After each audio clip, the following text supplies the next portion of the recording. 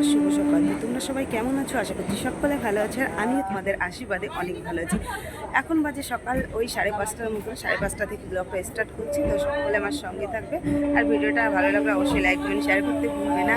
আর গত ভিডিওগুলোতে দেখেছো আমি ঠাকুরনগর আসছি। হ্যাঁ, এখনও ঠাকুরনগরই আছি। আর ঠাকুরনগর রেল স্টেশনের পাশে একটা, রেল স্টেশন বলছি, রেল লাইনের পাশে একটা বাড়িতে আমরা রাত্রেবেলা বিশ্রাম করেছিলাম, ওখানে ছিলাম খাওয়া দাওয়া করে। তো সকালবেলা ঘুম থেকে উঠে নিয়েছি, উঠে এবার সেই ঠাকুরনগর মন্দিরে যাব। জানি না আমার ভয়েসটা তোমরা কতটা শুনতে পাবে, যদি না শুনতে পারো তাহলে আমি আবার ভয়েস ওভারটা পরে দেবো।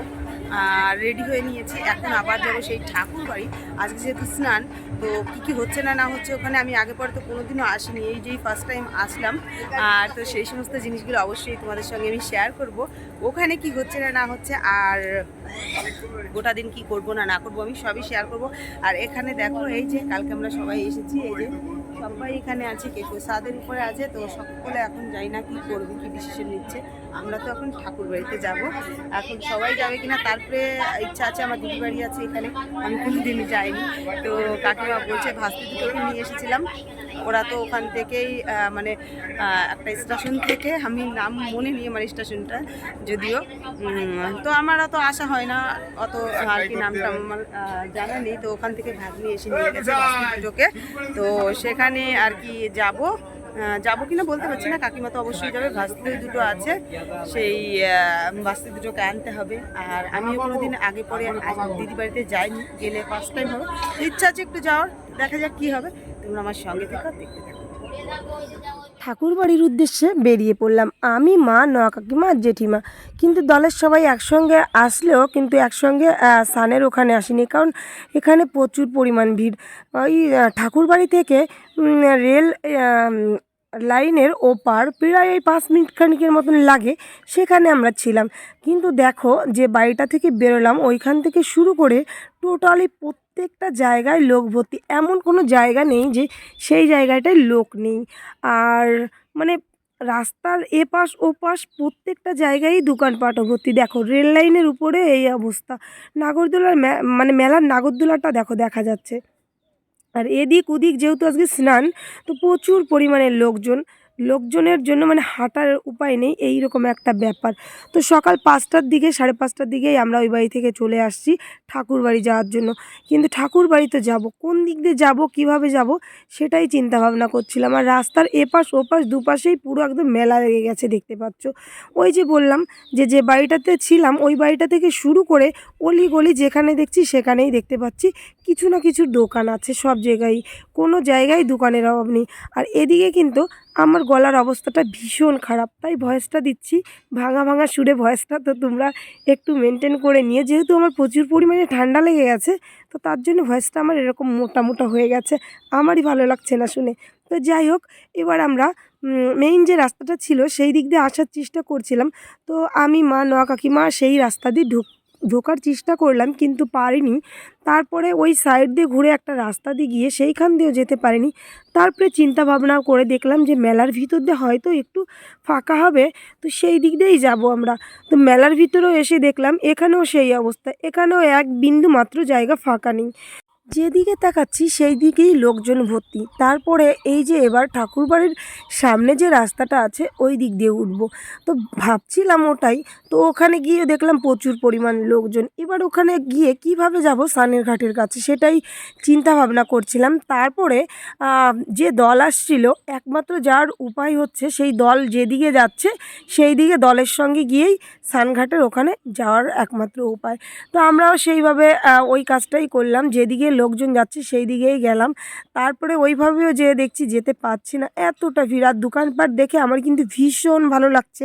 আগের ভিডিওতেই বলেছি এটা আমার প্রথমবার, তো আমি যেদিকেই দেখছি মানে দেখেই যাচ্ছি। আর দেখো, হাত ধরে লাইন দিয়ে মানে আটকিয়ে রাখছিল, এ পাশের লোক ও পাশে যেতে দেবে না, এই রকম একটা ব্যাপার, লাইন ধরে ধরে যেতে হবে। তো তারপরেও হাতের নিচে দিয়ে আমরা চলে আসলাম ক্রস করে। আর এখানে তো মানে ভিডিও করার মতন কোনো পরিস্থিতিই ছিল না, তো তারপরেও একটু ভিডিও করেছি তোমাদের জন্য একমাত্র, যে আমি এখানে এগুলো করছি দেখছি, সেগুলো তো অবশ্যই তোমাদের কাছেও আমি শেয়ার করব। তো তার জন্য আর তারপরে এখানে আমরা ফাইনালি সানের ঘাটের কাছাকাছি চলে এসেছি, কিন্তু ওই সান ঘাটের কাছে আর যেতে পারবো না, সেই দুঃসাহস আমার শরীরে সত্যিই নেই, কারণ প্রচুর পরিমাণে লোকজন, ওখানে যাওয়ার কোনোই পরিস্থিতি নেই।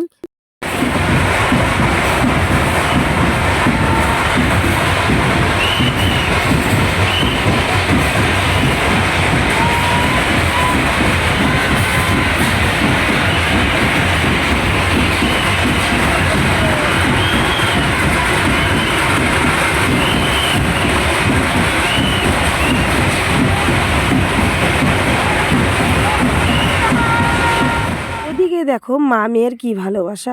আমার দিদা গতকালকে থেকে কিছুই খায়নি, সেটা মা শুনতে পেয়েছে এখানে এসে, তারপরে মা রুটি আর তরকারি দিদাকে খাইয়ে দিচ্ছে। আর এখানে আমরা বসে বসে স্নানের ঘাটের সামনে যে ঘরটা ছিল, সেই ঘরটায় বসে বসে সব লোকজন দেখছিলাম। আর এখানে যে কত পরিমাণের লোক ছিল সেটা তোমাদের বলে বোঝানোর কোনো আমার ভাষা নেই। হয়তো যদি কেউ সামনাসামনি থেকে দেখে থাকো, প্রচুর লোক ঠাকুরনগর এসেছো আমি জানি, তো তারা যদি দেখে থাকো তারা তো অবশ্যই জানো যে কী পরিমাণের লোক এসেছিল। ওই স্নানের ঘাটে আসার জন্য আমাদের একটু হেঁটে আসতে হয়নি, কারণ আমাদের একদম ধাক্কা দিয়ে সন্নিঘরে করে নিয়ে এখানে চলে এসেছে, মানে এত পরিমাণ লাখে লাখে লোক ছিল। তাই আর সেখানে স্নানের ঘাটে যাওয়ার কোনো দুঃসাহস করিনি, স্নান করারও চেষ্টা করিনি। এখন আমরা সবাই এখানে বসে বসে এই জিনিসগুলো দেখছিলাম। এদিকে আমার পা কিন্তু পুরো ফুলে গেছিলো দাঁড়িয়ে থাকতে থাকতে। তো তারপরেও এই দৃশ্যগুলো যে আমার কী ভালো লাগছিল, কী লেভেলের ভালো লাগছিল, সেটা আমি বলে বোঝানোর কোনো আমার ভাষা নেই। তাই আমি দাঁড়িয়ে দাঁড়িয়ে দেখছিলাম, পা ব্যথা করছিল, কিন্তু এই জিনিসগুলো আমি মিস করতে চাচ্ছিলাম না, তাই আমি বসছিলাম না।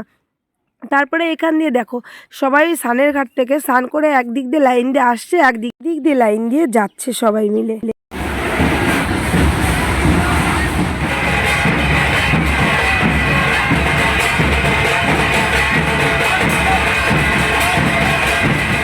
তারপরে সবাই এখানে এসে বাতাসা ছিটাচ্ছে, আমিই বা কেন বাদ যাই। তাই আমার একটা ভাইকে বললাম, ভাই আমাকে বাতাসা কিনে এনে দে, ওখানে আমি গিয়ে বাতাসা আনতে পারবো না। তাই ও আমাকে বাতাসা কিনে এনে দিল। আর এখন আমি এই বাতাসাগুলো এখানে ছিটিয়ে দেবো। আমি যদিও যে বাড়িতে ছিলাম সেই বাড়ি থেকে স্নানটা সেরে এসেছিলাম, যে বাতাসা প্রসাদ ছিটানোর জন্য, তারপরে একটু মন্দিরে গিয়ে পূজা দেওয়ার জন্য, এই কারণে।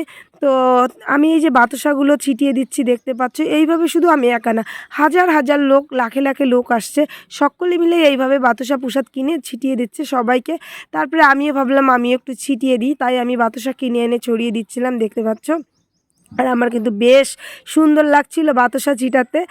আর ওদিকে ভাবছিলাম যে সানের ওখানে যাবে, মা কাকিমাদের বলছিলাম একটু পরে যাও তোমরা, ওখানে যে সানের কিছু দৃশ্য সেগুলো তোমাদের সঙ্গে শেয়ার করব, কিন্তু সেখানে যেতে পারছি না।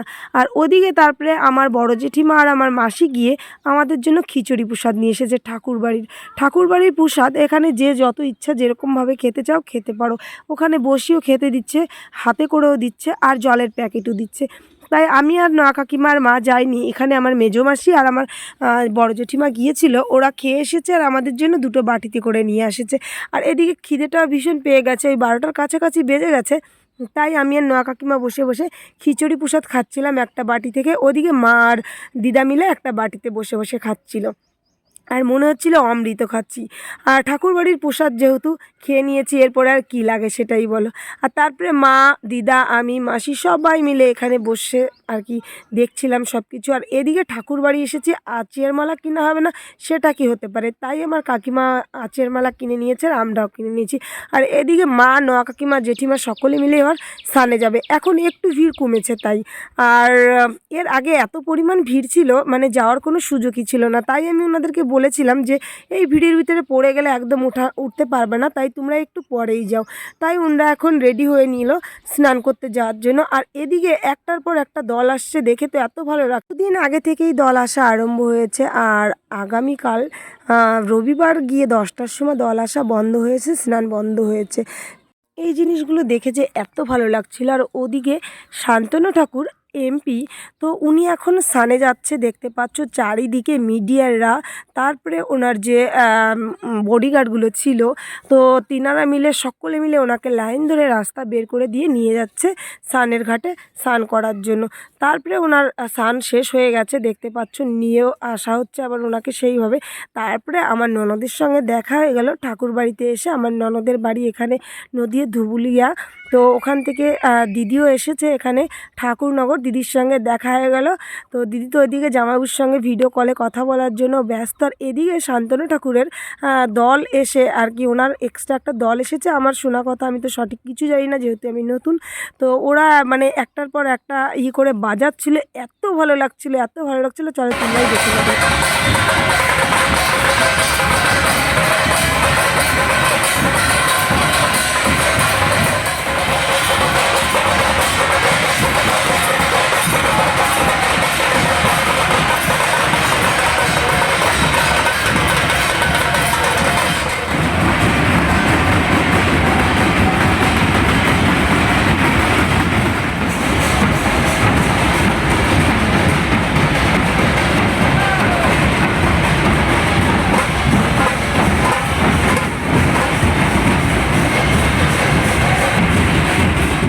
শান্তনু ঠাকুর আর সুমনা ঠাকুর স্নান করে দুপুরের খাওয়া দাওয়া সেরে এসে ঘরের সামনে বসেছে, সবাইকে আর কি সবার সামনে এসে বসেছে সবাইকে দেখা দেওয়ার জন্য।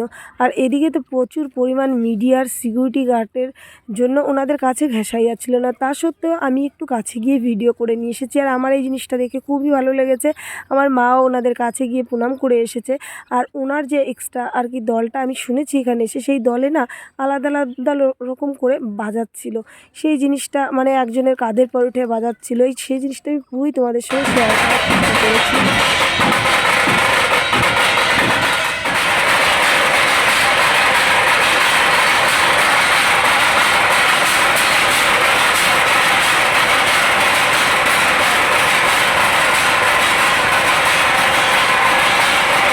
তারপরে চলে এসেছি এই সেই কামনা সাগর। এই কামনা সাগরে স্নান করার জন্য কত লোক যে কত জায়গা থেকে কিভাবে পৌঁছিয়েছে শুধুমাত্র একমাত্র তারাই জানে, একমাত্র ওই স্নানের জন্য।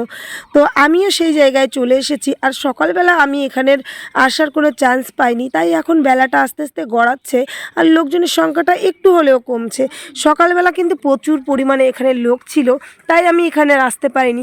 তাই এখন ভাবলাম লোকজনের সংখ্যাটা একটু কম আছে, তাহলে আমি গিয়ে সেই জিনিসগুলো দেখে আসি। মা, কাকিমা, জেঠিমা যখন স্নান করেছে তখনও আমি আসতে পারিনি যে আমি একটু ভিডিও করব।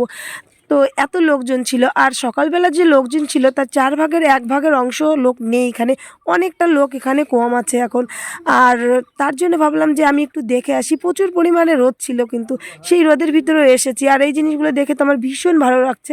মনে হচ্ছে আসছে বছর আমি আবার আসবো। আমার মন ভরছে না, যত দেখছি ততই মনে হচ্ছে কম হয়ে যাবে।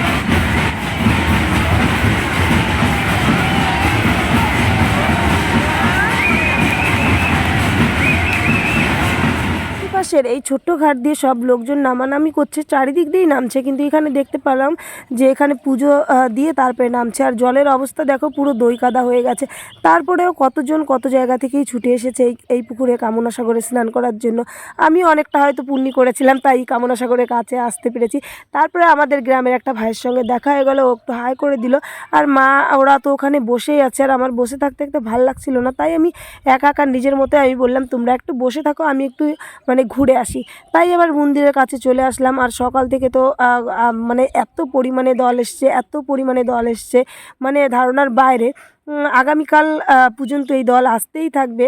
আর আমি তো সেই জিনিসগুলো দেখছিলাম, দেখো চারিদিকে লোকজন এত পরিমাণে। আর এখন প্রায় ওই 4টের মতন বেজে গেছে। তো সকাল 5টায় এখানে এসেছিলাম, আর এখন 4টে বেজে গেছে। যে বাড়িতে ছিলাম এখন সেই বাড়িতে যাচ্ছে। আর পুরো দিন এত রোদ, এত গরম, সেই গরম আর রোদ মাথায় নিয়ে সারাদিন ঘোরাফেরা করেছি। আমার চেহারার তো একদম অবস্থা খারাপ হয়ে গেছে, দেখে বুঝতেই পারছো। আর সকালবেলাও স্নান করেছি, ওখান থেকে স্নান হয়েছে। তারপরে এখন যে বাড়িতে ছিলাম ওই বাড়িতে গিয়ে স্নান করে একটু জামা কাপড় পাল্টিয়ে তারপরে আবার ঠাকুর বাড়িতে আসবো। তো ভিডিওটা আজকের মতো এই পর্যন্তই, দেখাচ্ছে নতুন ভিডিওর সঙ্গে।